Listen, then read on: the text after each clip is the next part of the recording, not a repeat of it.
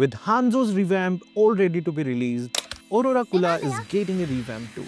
And not to mention is the Arlott collector finally coming back. Hi guys, Kazuki here, and in this video we are going to talk about patch note 1.9.54 and everything that it came up with. The Johnson Legend skin is set to drop tomorrow, and we all know this skin is amazing. But if you want to grab it at a discount, you are going to need diamonds, a load of diamonds. Don't worry, Kazuki Official Store has got you covered for all your diamond needs. Just visit the store, click on Mobile Legends Bang Bang, fill in all the details, select your pack and complete your payment using K0 coins. Let's start this video off with all the hero adjustments. Revamped Hanzo gets even more buffs before his release. His passive is now compatible with Golden Staff. You can stake faster, making Hanzo even more effective in fights. His skill 1 gets a buff that increases extra damage at full stakes from 12 plus 1% of extra physical attack percentage of the target's maximum HP to 15 plus 2%. This makes him a bigger threat, especially to tanky enemies. His skill 2 in both normal and Hanakage forms now inherits 45% of attack effects, giving him better synergy with attack boosting items. Lastly, his ultimate has a reduced cooldown going from 30 to 18 seconds to 24 to 18 seconds, allowing you to unleash his havoc more often.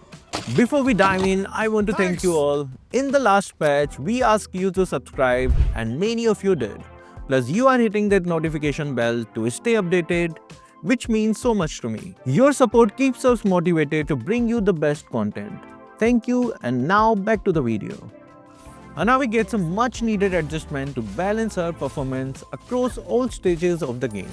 Her physical attack growth is increased from 7 to 10, giving her more natural damage as she levels up. Her passive is simplified, with all bounces now inheriting 30% of the initial damage, making her damage output more consistent and easier to understand. However, her skill 2 sees a slight nerf to its early game base damage, reduced from 450 to 600 to 350 to 600. Despite this, the adjustments make her a more balanced and versatile pick, even with different equipment builds. Floring's healing skill has become more flexible with its buffs. Her skill 1's cast range increased from 6 to 7. This matches the range of her skill 2, allowing Florine to heal from a safer distance. This small buff ensures she can stay out of harm's way while still supporting her team effectively. CC gets a nice buff to her passive. CC's passive now removes stakes gradually instead of instantly, with one stake being reduced per second. This change makes her gameplay more forgiving, allowing her to maintain damage output even if things goes wrong. It's a great improvement for players who rely on her sustained damage abilities. Layla's late game dominance is being toned down to balance her performance. Her physical attack growth has been reduced from 10 to 8.5. While this slightly lowers her damage output, she still maintains her signature long-range advantage, making her a strong pick with a bit less overwhelming power in the late game. Esmeralda receives adjustments that balance her survivability and durability. Her magic defense growth is reduced from 4 to 2.5, making her more vulnerable to magic damage.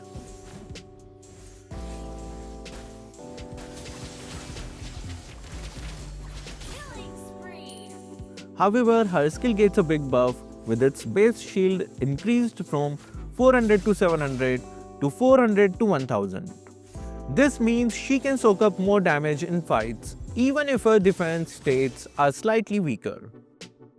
Uranus's mobility sees a buff while his defenses take a small hit. His magic defense growth is reduced from 4 to 2.5, but his ultimate's movement speed bonus now decays slower, dropping from 60% to 20% after 2 seconds instead of 10%. Baksha's adjustment focuses on improving his cooldowns while slightly reducing his tankiness. His magic defense growth drops from 4 to 2.5, but his skill 2 gets a cooldown reduction going from 10 to 5 seconds to 7 to 5 seconds. This change lets Baksha engage more often, maintaining his role as a disruptive tank. Barrett gets a small boost to his damage output. His magic defense growth is reduced from 4 to 2.5. But his skill 1 now has a higher total physical attack bonus for detonation damage, increasing from 160% to 180%. This makes Barrett even scarier when he is fully stacked. Some changes have been temporarily rolled back. This includes Kalea, revamped Yi Sunshine, revamped Rafaela, revamped Glue, Chip, Leo Mode, the Lord, and medal points. Looks like Moontoon hitting the pause button on these adjustments for now. Moving on to the battlefield adjustments. A new battlefield effect is being tested in ranked matches at epic rank and above. The Element Eye replaces Cyclone Eye in the jungle, bringing fresh dynamics to the battlefield. The respawn interval is now every 90 seconds instead of 2 minutes, and the buff duration is reduced from 90 seconds to 60 seconds. Moving on to weekly free heroes. The weekly free heroes from 17th of January to the 24th of January are as follows. The extra free heroes for the Starlight members are as follows. Moving on to surveys. First, we have the surveys for Aldous again. Okay, Moontoon is really trying out new things for my man. We have the Cope design back. This one does look good. A new Saber Squad member, maybe. Let's move on to design number 2. This design looks like he's a monk. Not a normal monk, but a demon monk. It's a sick design, not gonna lie. But I don't know if this has any chance of winning. Up next is design number 3. This design has a Nordic theme to it. You can see all the Viking runes, and everything makes him look really good. I want this one to win now because Aldous doesn't really have any blue skin. And this one does look good. Finally, design number 4. The old Faramis is back, guys. Looks like he was lost underwater and made a contract with Kraken or something. This one is good too. I don't really know which one should win right now. Now let's check out the epic tier surveys for Edith. Here is design number 1. It's a nice design, but I don't think this one is going to win. We already have too many similar skins in the same theme, so I think people are not going to choose this one. For design number 2, yeah, this one wins. I don't even want to talk too much about this survey. This is what we call peak creativity here. I can't wait for this to come to the game now. Moving on to design number 3. I guess this is an okay design. I mean, it's not that good, but it's still decent. However, it's not going to win. It doesn't have the flair to win. Okay, looks like it's the time for me to see what you guys picked. For Aldous, okay, you guys seem to have picked design number 3. Nice choice, nice choice. For Edith, wait, what? Design number 3? Guys, please think before voting. Number 2 was the better one by a long shot. And here's something new. From now on, we will be sending all the WhatsApp voting poll results directly to Moontoon. So if you want your votes to count, make sure to visit our WhatsApp channel. Moving on to other updates. All of Hanzo's skin have undergone a complete revamp and they look absolutely stunning. All who dare stand in my way will Here's a sneak peek of his elite skin.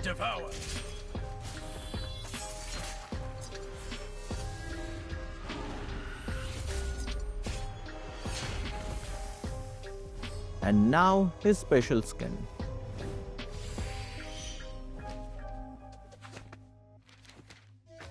All who dare stand in my way will be devoured.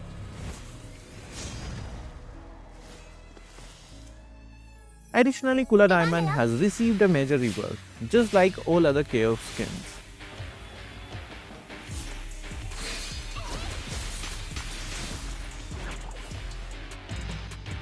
If you want to check out their skill effects as well, make sure to watch this video. In this big update, let's check out something small. In Kalea's spray shard, the fish has been replaced by a puffer fish. Arlott collector has been added back to the game. Can we expect him to come soon then? So guys, what do you think? Are you excited about all the changes? Which collector do you want first? Comment down all your answers below. So that will be all for this video. Thank you guys for watching. Keep supporting Kazuki Official.